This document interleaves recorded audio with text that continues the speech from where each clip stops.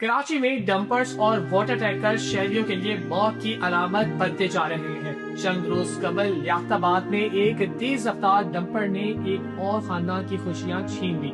ماجد اپنی اہلیہ اور 3 بچوں کے ساتھ ڈنر کے لیے نکلے تھے، لیکن ہیوی وہیکل کی ٹکر سے ماجد کی اہلیہ موقع پر ہی جاں بحق ہو گئی، جبکہ معصوم بچے آج بھی اپنی ماں کو ڈھونڈ رہے ہیں۔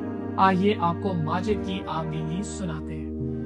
میں نے بولا ہو سکتا ہے یہاں پہ مڑے گا نہیں، تیرا جائے گا، تو وہاں ٹوٹل پمپ سے پہلے جو رینجرز کی چوکی ہے وہاں پہ اتنے سارے دمپر کھڑے ہوئے تھے، تو وہ ہماری سائڈ پہ اس نے ایک دم سے دبایا، تو پھر میری بائک کا ایکسیلیٹر وہ بالکل اس پہ گاڑی کے اندر گھسا ہے، اور ہم 5 ماں بیٹے ٹائر کے نیچے پڑے ہوئے تھے۔ اب کی دماغ کی چوٹ لگی تھی گھر والی کے، کچھ بولی بھی نہیں، ہاتھ بھی ٹوٹا اور ہاتھ سوج گیا تھا کا۔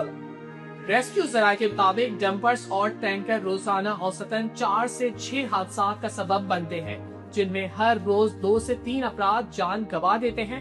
سالانہ بنیادوں پر 1500 سے زائد حادثات میں 600 سے زائد شہری زندگی کی بازی ہار جاتے ہیں، جبکہ متاثرین میں 70% سے زائد موٹر سائیکل سوار یا پیدل چلنے والے شامل ہوتے ہیں۔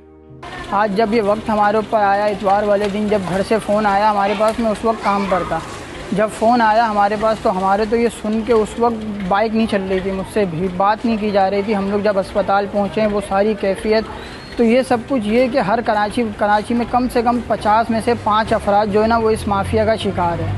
ان کے چیک اینڈ بیلنس ہونا چاہیے، ڈرائیور حضرات کے لائسنس ہے وہ چیک کرنے چاہیے، گاڑیوں کی جو مینٹیننس ہے وہ چیک کرنی چاہیے۔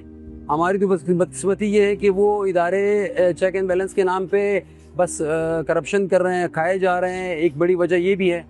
تو پہلے تو یہ ہے کہ چاہے ہیوی ٹرانسپورٹ ہو کچھ بھی ہو، ان کے ایک رول، ایک طریقہ کار بنے جو قانون ہے، اور جیسا کہ یہ اوور اسپیڈ کرتے ہیں اس پہ رول ہونا چاہیے، قانون جو بھی طریقہ کار ہے اس کو فالو کریں۔ بھاری گاڑیوں کے لیے مخصوص اوقات، سخت فٹنس چیک اپ اور مؤثر قانون سازی فوری نافذ کی جائے، ورنہ کراچی کی سڑکوں پر بہنے والا خون کبھی نہیں رکے گا۔